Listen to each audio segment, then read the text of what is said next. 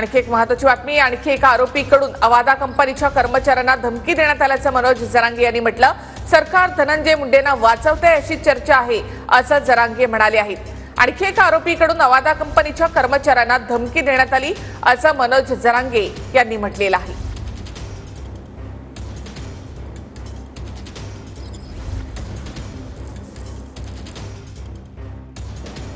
सरकार धनंजय मुंडे यांना वाचवते असा आरोपही इथे जरांगे यांनी केलाय।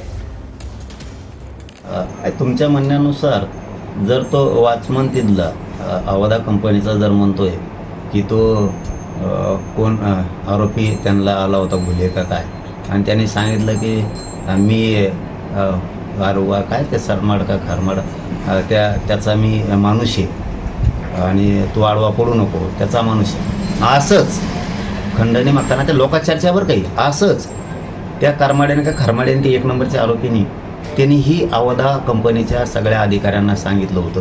त्यांनी अशाच धमक्या दिलेल्या आहेत। इथून मागं सुद्धा खून करताना मग तो मुंडेचा खून असो, त्या आंधळेचा खून असो किंवा तो गीतेचा असो, अशाच धमक्या दिलेल्या त्यांनी। फक्त सरकार धनंजय मुंडेला वाचवते अशी ही लोका चर्चा आहे की जो फरार आरोपी त्याने धनंजय मुंडेला फोनसुद्धा लावले होते। एकटे फरार असलेले त्यांनी एकट्यानेच नाही तर फरार असणारे ते 7-8-9 आरोपी त्यांनी सुद्धा की असं आमच्याकडून खून झाला आहे हेही त्याला माहीत होतं।